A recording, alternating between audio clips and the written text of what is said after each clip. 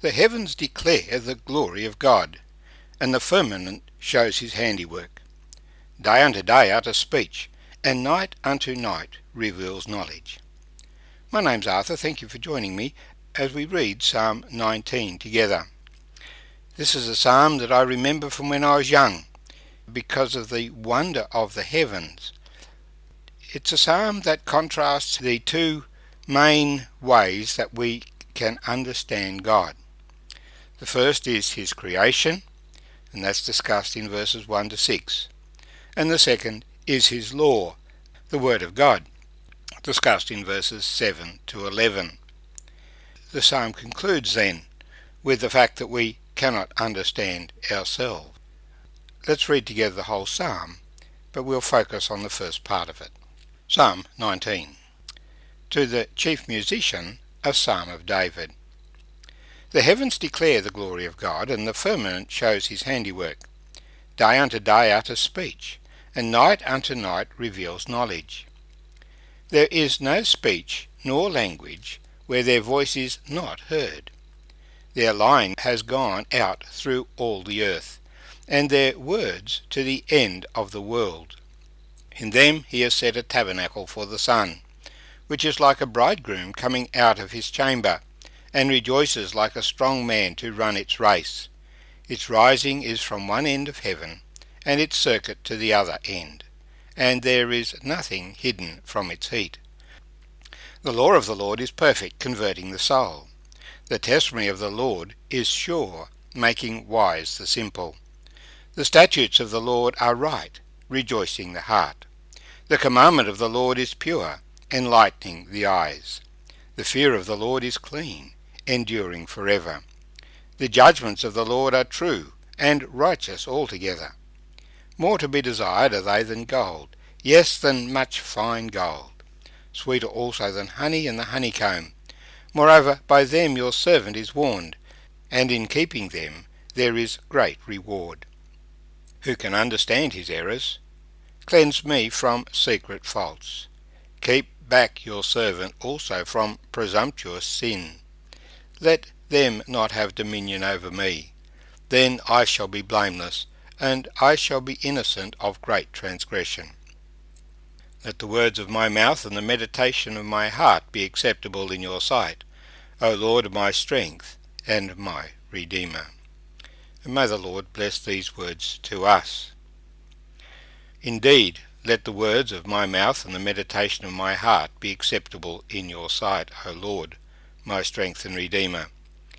These words don't just apply when a man stands up to preach, or as I talk to you now, but they apply every moment of our life.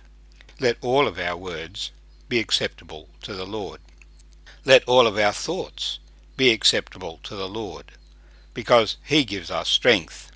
Without his strength day by day, we can do absolutely nothing, and he is the one who rescues us from the consequences of our sin. But to go back to the beginning of the psalm. So the first 6 verses deal with the heavens declare the glory of God, and the firmament shows his handiwork. The glory of God is firmly established in the creation which he has made, the earth and the sky. And the emphasis in this reading here is the things that we can see in the sky. The heavens declare the glory of God. This is a thought that was picked up by Paul in the introduction to the letter to the Romans.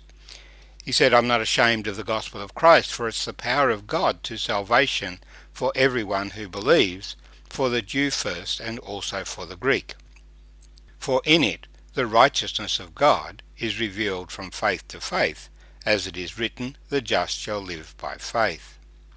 For the wrath of God is revealed from heaven against all ungodliness and unrighteousness of men, who suppress the truth in unrighteousness. Because what may be known of God is manifest in them, for God has shown it to them. For since the creation of the world, his invisible attributes are clearly seen, being understood by the things that are made, even his eternal power and Godhead, so that they are without excuse. So Paul is saying no man on earth anywhere has an excuse for not recognizing that he is accountable to God, because God is evident in his creation. They have no excuse. If they can see the things that God has made, they must realize that they are subject to a higher power, one who has much greater wisdom and glory. But men shut their eyes to that. They lock themselves inside and don't look at the stars anymore. We isolate ourselves from the wind and the rain and the sunshine in our air-conditioned little spaces, replacing the light of the sun with our small lights. When they go touring, they admire the beauty of what they see, but it's all been reinterpreted by evolutionists and people who deny God and want to explain things as having just happened, and that life has absolutely no meaning because it's all a great big accident, a random event. Life is not just a random event.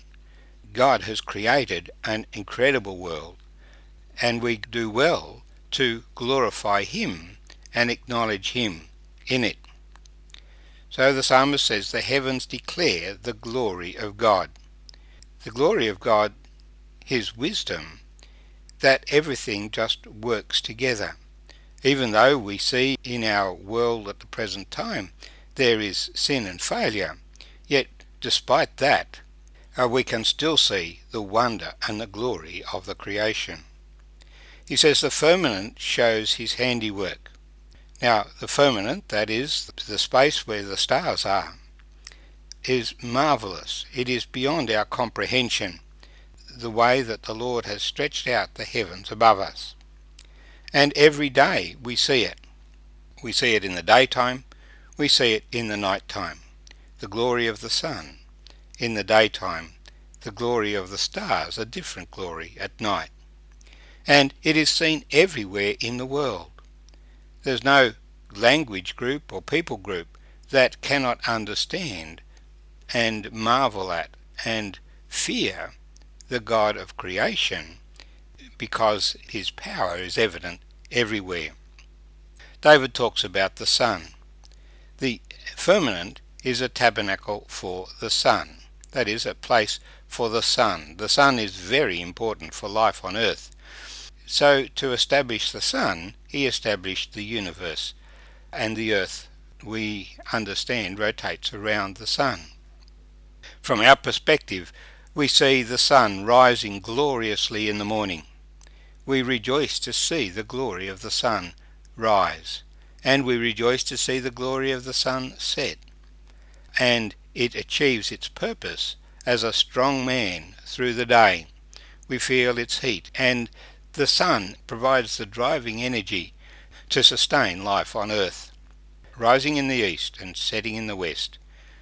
Its rising is from one end of heaven and its circuit to the other end, and there is nothing hidden from its heat. If the sun was a bit closer or a bit further away, life on earth would not be sustainable. If the sun was bigger or smaller, if it generated 10% more heat or 10% less heat, life on earth would not be sustainable.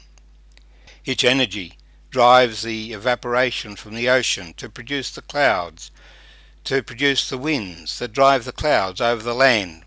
The clouds drop their rain and provide refreshment on the earth. The sun provides the energy for plants to grow, and through the water cycle, the water that plants need to grow. All of this, on a day-by-day basis, God provides for us. It is marvellous. It is the glory of God. We should always acknowledge that God sustains us each day and every day. The heavens declare the glory of God. The firmament shows his handiwork.